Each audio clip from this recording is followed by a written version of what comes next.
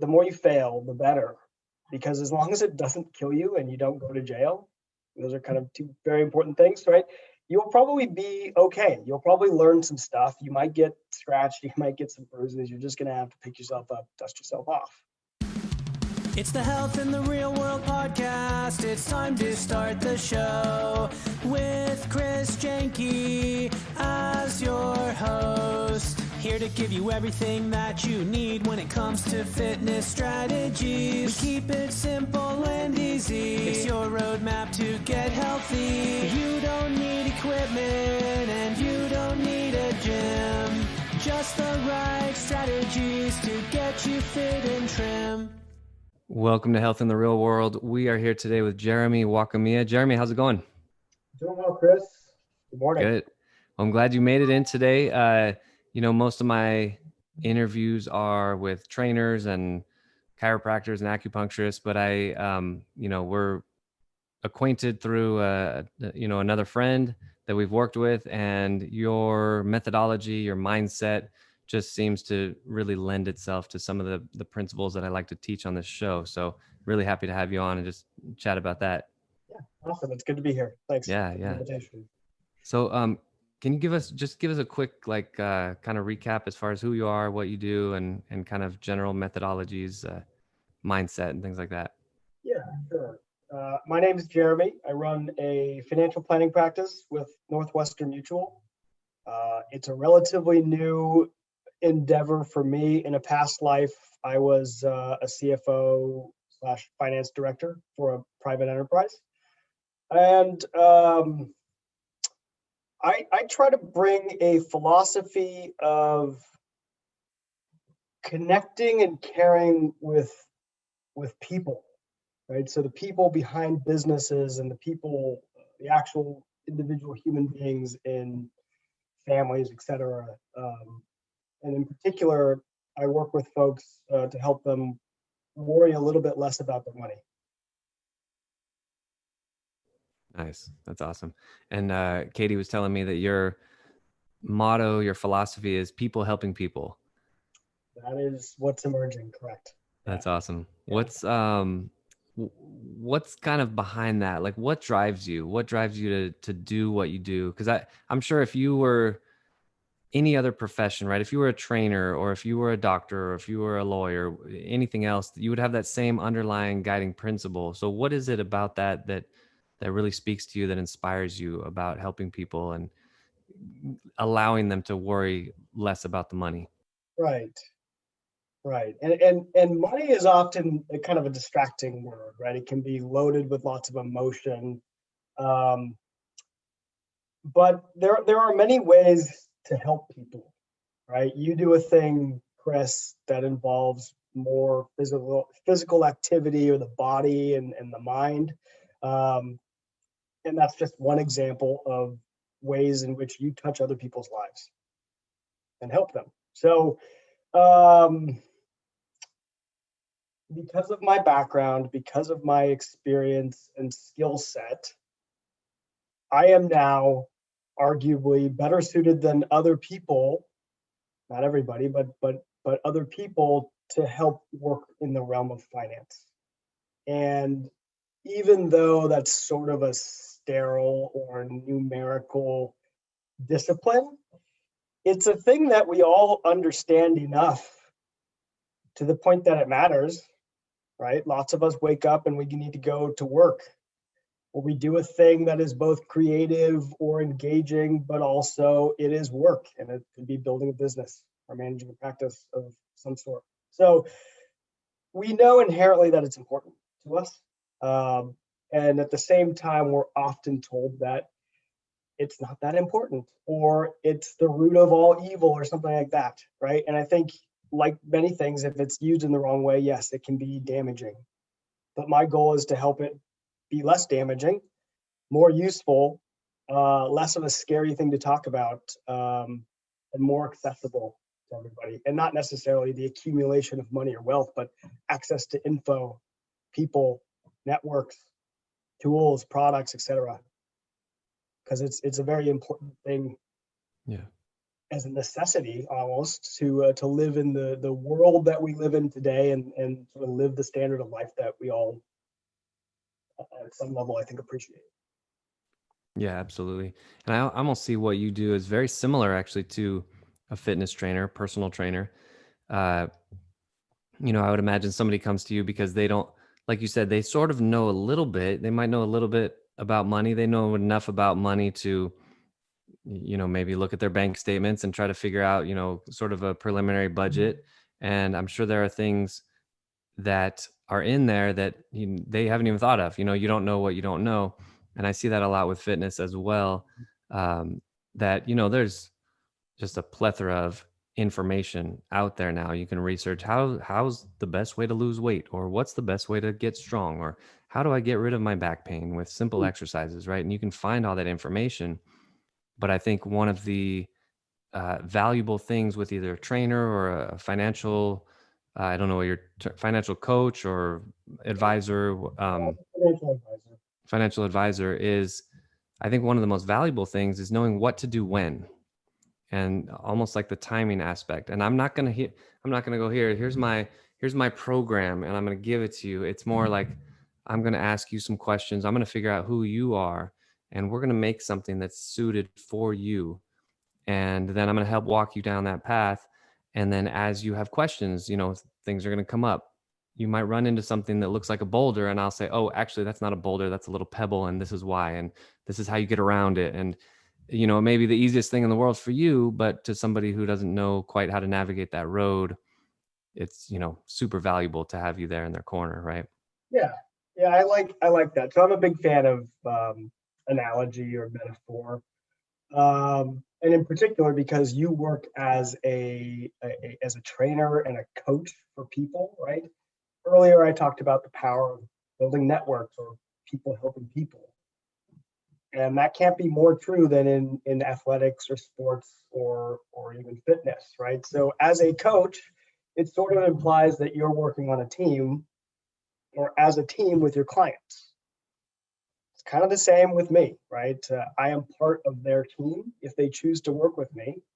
And it needs to be a mutually beneficial group of people, right? We all have skills and strengths and weaknesses that we identify with and need to understand and use in order to achieve whatever it is that we care about. So I can definitely relate. Bank accounts are also sort of a good example or something to use as an analogy, right? Because you threw out that word. If you think about fitness, it can also behave like a bank account. People will need to do things and make sacrifices or make investments to better themselves for a different time in the future, or to be able to draw off of their strength or expertise, whether that's physical or mental. So there's a lot of parallels to be drawn, even if we wanted to try to relate finance and fitness. Mm-hmm. Mm-hmm. I think you mentioned a couple things in addition, which kind of remind me of fitness training or coaching, because a lot of what you do comes down to discipline and working with both physical and mental discipline with your clients, I imagine. Yep. And a lot of that exactly it comes into play with my work too. Yeah, exactly. I think that was a great analogy about bank accounts, right? Sure. I would use the same thing with workouts, right? You can move in a way that is like giving a deposit, or you can move in a way that's like withdrawing. And you can burn yourself out, you can overdraft, you can get sick, right? so it's interesting because I've had a lot of conversations with a good friend of mine recently about just how we learn and how our brain kind of works, and if there's a realm of study or endeavor, whatever we want to call it, that is unfamiliar to you, that it helps to attach it to something that you're familiar with. And so I think this works. So anybody watching this who's maybe has a sixth sense and is really good at finance or at numbers, but has struggled with their fitness, maybe combining those, or vice versa. You're a fit person that's having struggles with finances, and see the analogies and see how, I'm getting fit and I'm building up my fitness level, and maybe I can sort of conceptualize that in the bank accounts or my investments, or whatever else it is. I think that maybe creates kind of a platform of understanding in a very general sense of, kind of a mindset shift that people might be able to take. Yeah. And, and another commonality is sort of, I would say, both money and finance as well as fitness is often considered as intimidating to lots of people, right? So you mentioned earlier, Chris, you got to know, you don't know what you don't know, and you got to know when to go work with somebody like a trainer or coach. And I think that's true in both of our respective areas of expertise.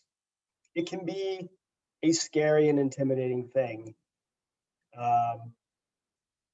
but it's often worth just a conversation, because again, you don't know what you don't know, and you don't have to be an expert to come work with an expert. Absolutely. Right? That's as basic as that sounds, and as common sense as that sounds. It's amazing how many times I've heard this, that somebody will say that they can't come and work with me right now because they need to get in shape first. And of course, that's 0% true. And I say, I don't care how out of shape you are, I will take you from the basement floor and we will walk up one step at a time together. And I would imagine you at least hear some version of that as well. Like, well, let me get my finances a little bit in order.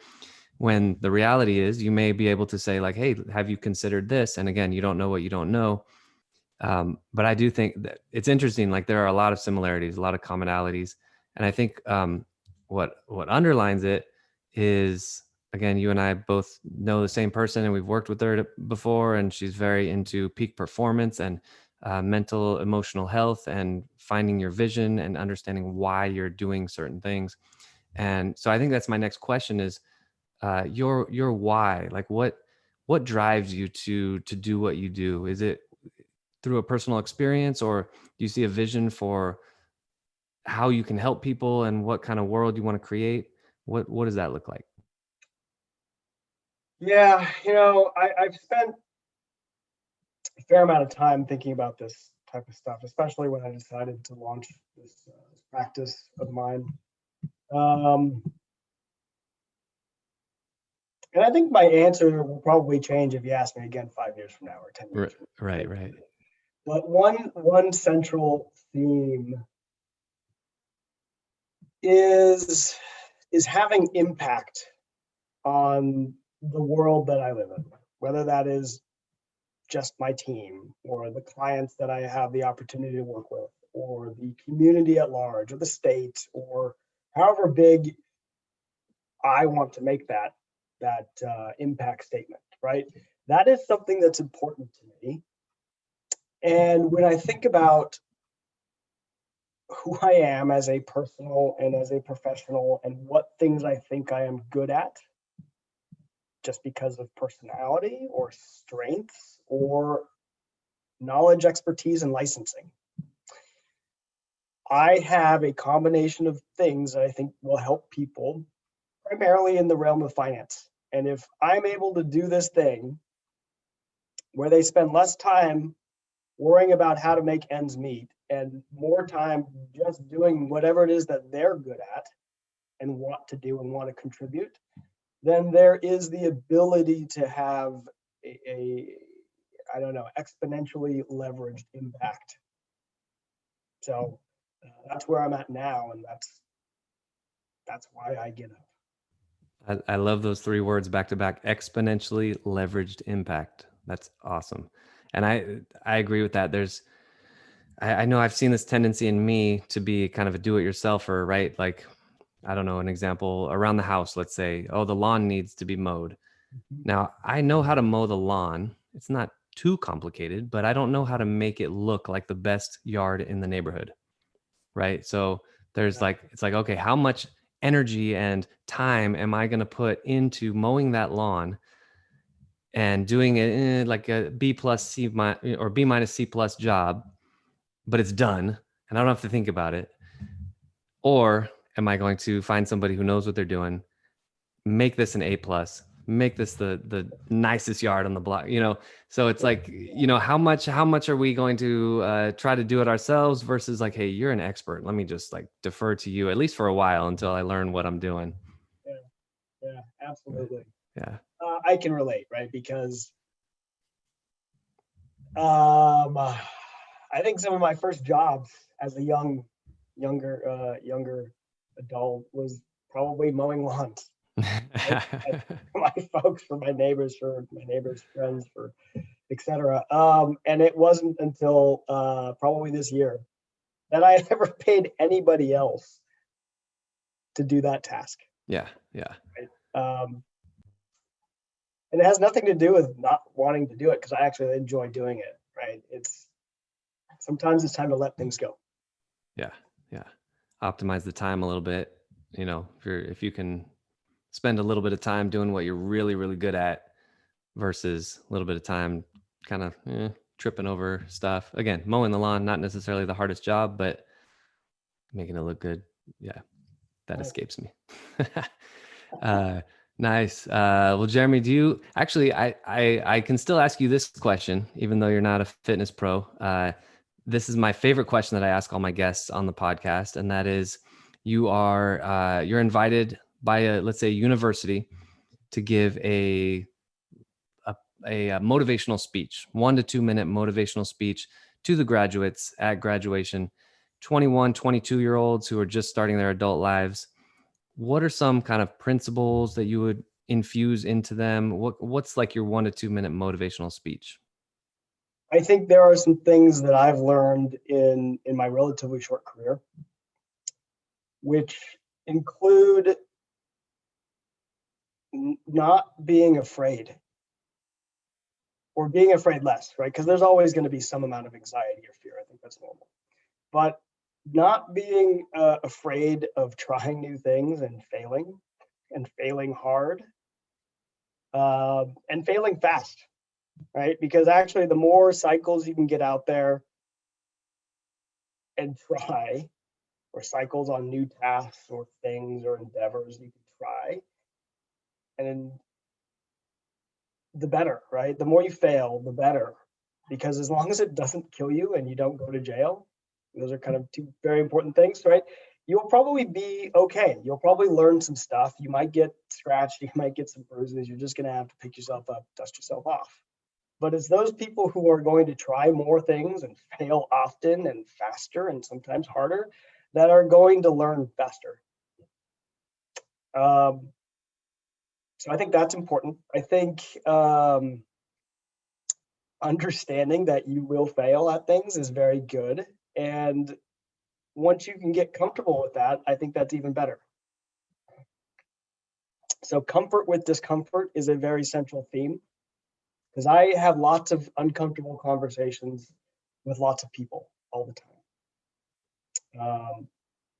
But having a sense of comfort and being able to help others actually become more comfortable with those scenarios and topics and combos is actually part of what I do. And I think it's kind of a central theme. So that's also useful. I'd say have I got two more. So have courage, right? Have the courage to do those things. Don't be afraid of them. Don't be afraid of failing. And have the courage to get yourself into some amount of uncomfortable situations regularly. It's where the best things tend to happen, even though it doesn't feel good in the moment, or may not feel good in the moment. And then always make sure to try to have some fun, right? So life can become a grind. Many things are not fun, but there are probably ways to make them a little bit more fun. Awesome. Yeah, that's a great speech. Cool. I don't know if it's stuck within 3 minutes or not, but that's fine. You're good. You're good. Well, that's great. You know, you're the first guest who was not in the health field, but I think we made it work. We extracted some principles that people can use, whether they're thinking about their finances or their health or both. And yeah, just really appreciate you joining me, Jeremy. Yeah, thanks for the invite, Chris. It's been a pleasure. Thanks for listening to the Health in the Real World show. Make sure to like and subscribe and comment down below. Visit mycorebalance.com to learn more.